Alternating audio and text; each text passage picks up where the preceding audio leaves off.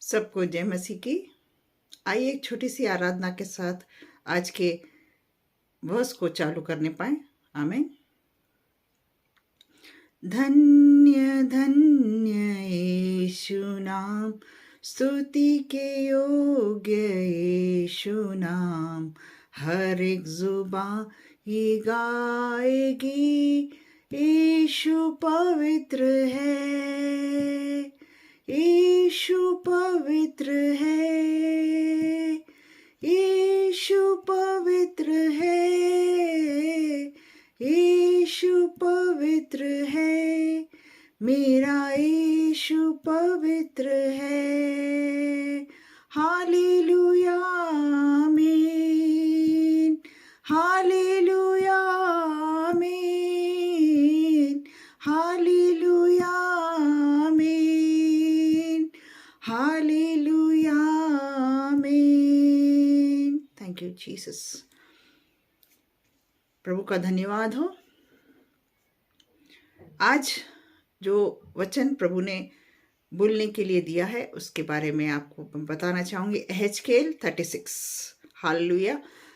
प्रभु ने इस वचन के द्वारा मुझे एक बात समझाया, वो आपके सबों के साथ शेयर करना चाहूंगी। There is a reason for every season. Hallelujah. हर एक सीजन के लिए एक रीजन है। आमीन। कभी कभी प्रियो, हमको ऐसा लगता है कि कोई चीज हम जो काम कर रहे थे वो अचानक ही रुक गया, और हम जो चीजों को करते आ रहे थे वो थम गया। प्रभु हमको बिठाता है ताकि हम समझ सके, पहचान सके जो लोग हमारे साथ चल रहे हैं वो विश्वास योग्य है या नहीं। हालेलुया। कभी कभी ऐसा होता है अपने जीवन में, हम जिस पर विश्वास करते हैं, प्रभु की देखना और हमारा देखना में जमीन आसमान का फर्क है। ये वचन ही कहता है कि प्रभु का सोच और हमारी सोच में जमीन आसमान का फर्क है। हालेलुया।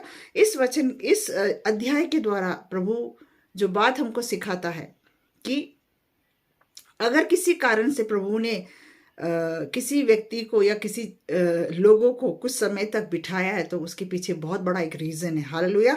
उस समय पीरियड में प्रभु हमको क्या करता है? तैयार करता है ताकि हम लोगों को परख सके।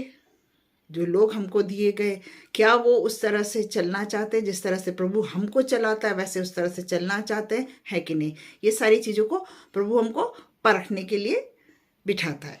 उस दौरान कई ऐसे लोग भी होते हैं जो हमको जिस तरह से प्रभु चलाता है वैसे ना चलते हुए वो अपनी इच्छा और मर्जी के अनुसार अपने रूट्स को टर्न कर लेते हैं। ये भी हमने प्रभु यीशु मसीह की सेवकाई के वक्त देखा है कि जब यीशु के साथ 12 चेले चल रहे थे, उन्होंने 12 चेलों के साथ और भी बहुत से लोग उनके साथ जुड़े थे, पर जैसे जैसे यीशु मसीह अपने सेवकाई में आगे बढ़ रहे थे तो जो बातों को लेके यीशु मसीह लोगों को समझाते थे, बताते थे, लोग क्या करते थे? कुछ लोग ऐसे होते थे जो उसको ग्रहण करते थे, पर कुछ ऐसे भी है जो उसको ग्रहण नहीं करते और उसको छोड़कर चले गए। हालेलुया।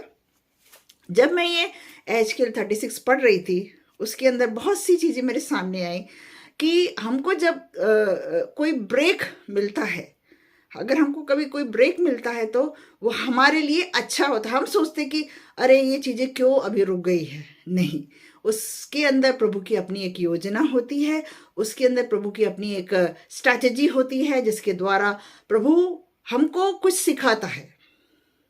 प्रियो, जरूरी नहीं जो हमारे साथ लोग जो चल रहे हैं वो हमेशा एक समान हमारे साथ रहे, वरन कईयों का जिस तरह से कहते हैं ना कि हमारी 5 उंगलियां जो है वो बराबर नहीं, उसी तरह से जो दिए गए लोग भी बराबर नहीं होते।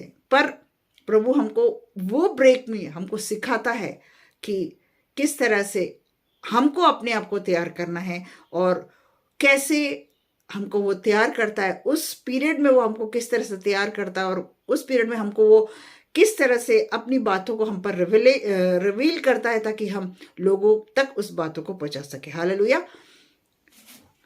इसके बाद इस वचन में एक बात और दिखाया गया, वो ब्रेक थ्रू जब हमारे जीवन में आता है तो जैसे एहेजकेल अध्याय 36 का 24 में लिखा गया है कि वो एक नया तरीके से हमको तैयार करता है, नया मन देता है, नया हृदय देता है, ताकि हम उन सारी पुरानी बातों को जो हमारे साथ बीत चुकी है और जो किया गया है, वो सारी चीजें हम भूल जाए और हम एक नए सिरे से अपने मनों को तैयार कर सके और अपने कामों को फिर वही जोर शोर से जिस तरह से यीशु हमें चलाना चाहता है वैसे हम चल सके।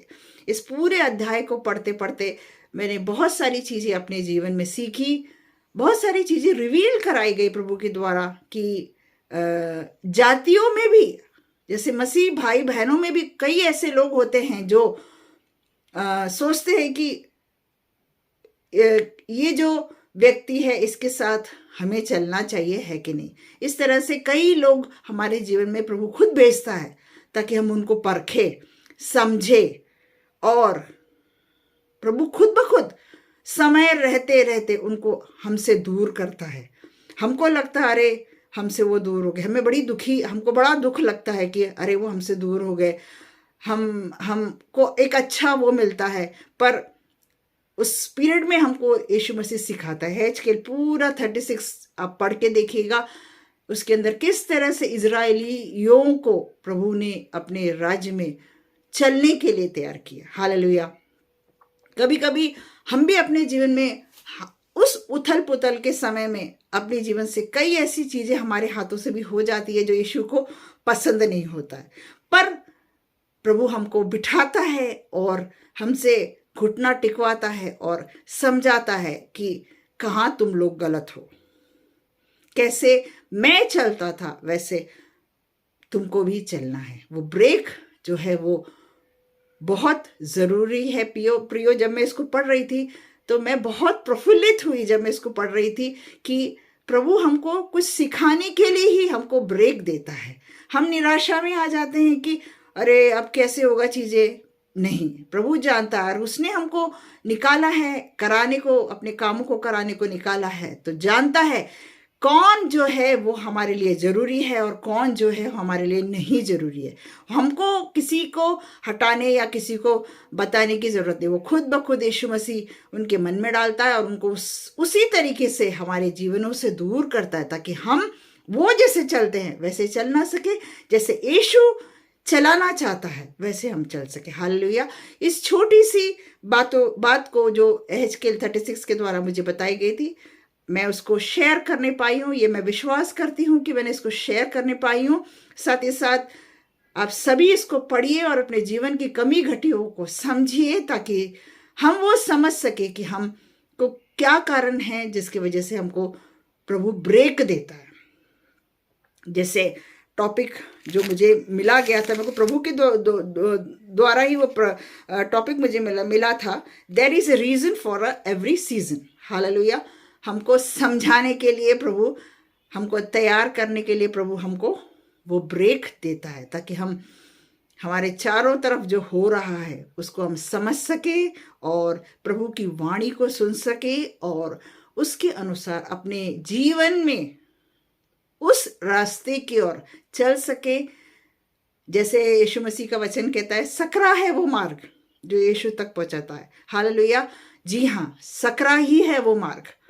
हमारे हर वो चीज को वो काटता छाटता और हमें नए रीति से प्रिपेयर करता। जैसे 36:24 में लिखा गया है, नया मन दूंगा, नया आत्मा देगा और नए सिरे से सारी चीज को उत्पन्न करेगा ताकि हम पूरी शक्ति और बल, उसकी पूरी शक्ति और बल के साथ दोबारा हम खड़े हो सके। प्रभु का मैं धन्यवाद करती हूँ उस रेवलेशन के लिए जो प्रभु ने दिया। प्रभु आप सबों को आशीष करे। आमेन। शालोम।